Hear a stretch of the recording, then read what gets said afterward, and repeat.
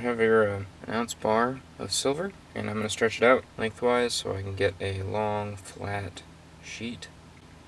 And I'm going to work on that as the inner ring.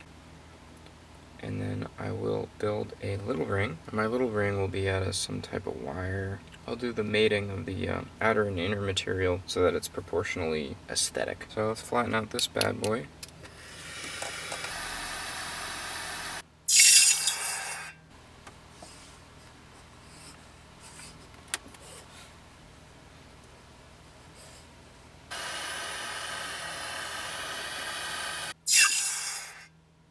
Yeah, she's flat.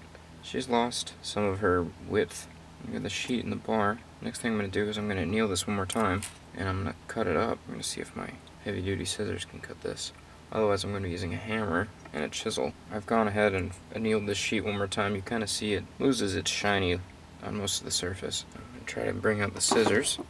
We're going to go try some Irwin tin snips. And of course, you got a blue handle, because if it isn't blue, it's not going to work. These should be sufficient. You want to try it out? Here we go. Let's see what we got here. Whoa. Did that work? Yeah, I think this is going to be fine. They got a clean cut on that.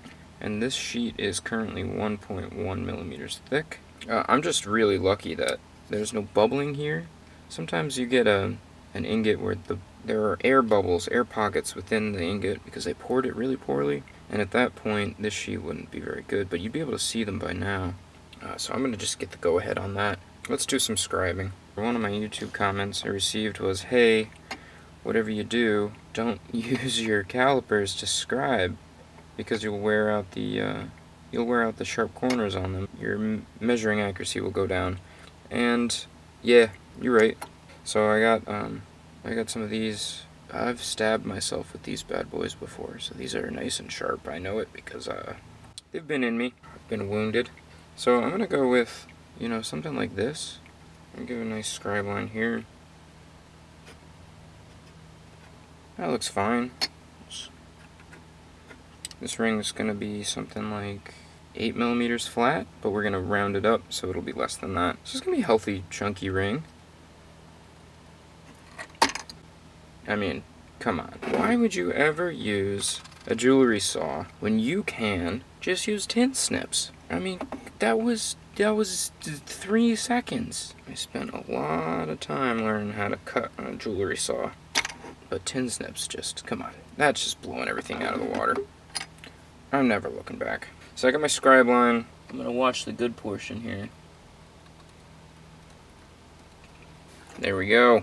Come on, that was so easy. There's a ring right there. Bam. That's incredible.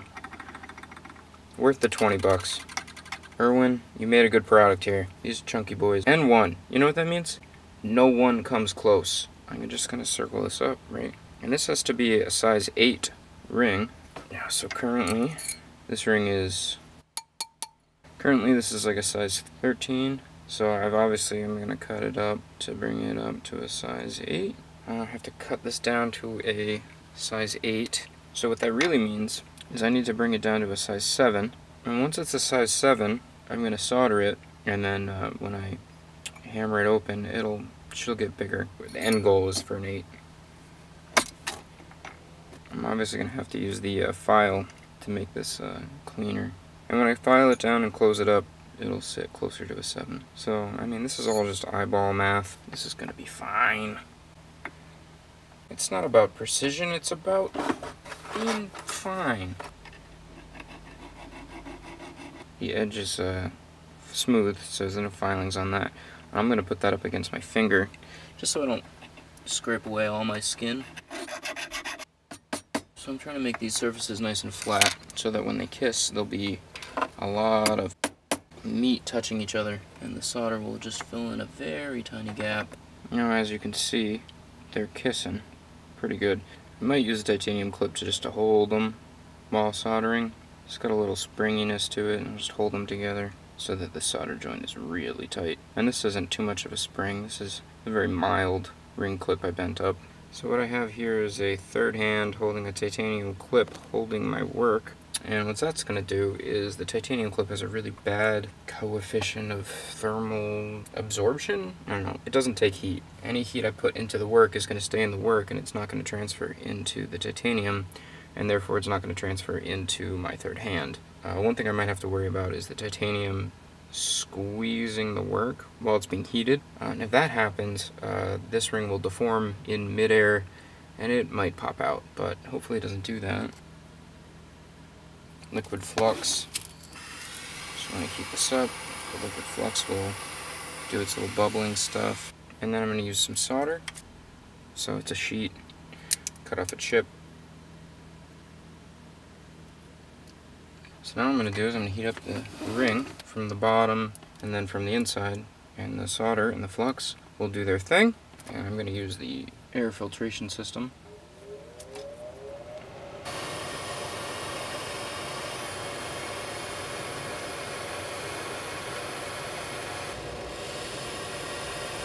Now I'm going to take this, and I'm going to ask very kindly for the titanium to give it up.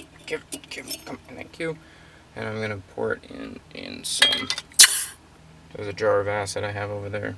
The acid is called pickle, so it's going to eat any of the gross, nasty stuff that may have grown during the reforming of the solidus. It looks pretty good. So here we go. We got a soldered together ring. You see all the crap in there, the flux and the solder and stuff. We're gonna file that down. We've got a pretty consistent band here. So what I'm gonna do is we're gonna pound this to give it a little concavity. It's gonna flare out the top and flare out the bottom, make another ring and stick it in the middle. Not in that order. Oops, that's already pretty close to an 8. I'm just gonna flare it out and see what I get. I might get lucky. So when it deforms, the inner part here is gonna go in, and this part's going to go out. I'm going to put it on this tool. I'm going to hit it with a hat. I have to build another ring that goes on the outside so as to freely spin around it, around the midsection. Like a hula hoop around your belly. Alright, so here I have the piece of wire I showed before. This is a pretty good size. It'll look like this, and then these two flares will happen on the top and bottom. And I feel like I've learned this before. You want the outer ring to already be on when you do the flare, and you want to flare both sides together.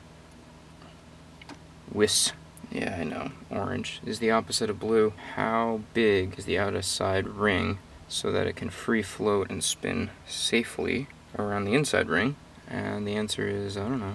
Obviously we go too big, it'll spin really easy, but it'll fall off. And that's no good, so we don't want that.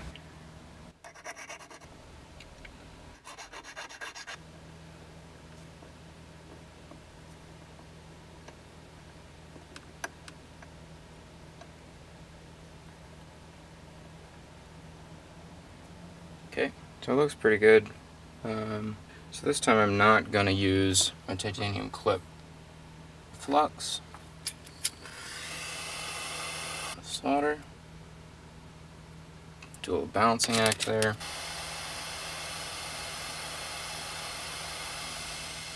Put it back in the pickle. Brass tongs to get it out of the pickle because brass is not going to be affected as much by the acid. No risk of rust because there's no iron. Looks pretty good. Oh, it's a size 10. So the next question is, does it fit around? And the answer is no. And that's good, because I want to hammer it out a little bit before we slip it over so that I get some texture on it and I'll work harden it. Ball peen nest wing. Get some hammer marks on it. Open it up just a little bit.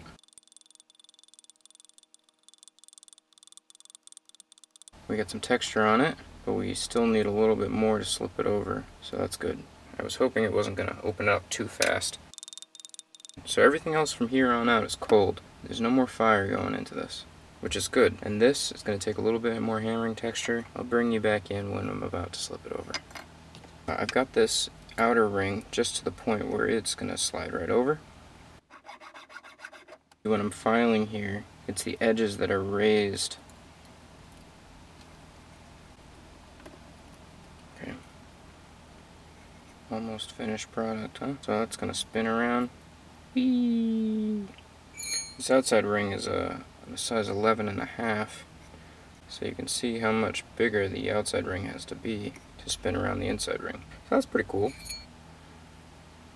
Now it's time to break this guy open and lock on in that outer ring with the inner ring's new contours. This is my anvil over here, and basically what I'm going to do is I'm going to put that down, I'm going to put this on top of it, and then I'm going to put this on top of that and moosh it so that there's going to be a round object on the bottom, a round object on the top, and a ring in the middle. I need these two to be big enough that they don't touch each other. I've gotten to the point where I'm accidentally smashing the balls together. I'm gonna take the 24, the bigger of the two, and just put it down on the deck here. That's doing a pretty good job. Alright, you see that? You get a little bit of flare coming out, so the inner ring is holding in the outer ring, which looks good. And it is an 8, pretty good. I'm gonna flare out the edges a little bit more. So now the last thing I'm gonna do, I'm gonna go ahead and polish up both rings together. Like this. And this spins pretty good. It spins pretty well right now, but after the polishing it's going to spin really well.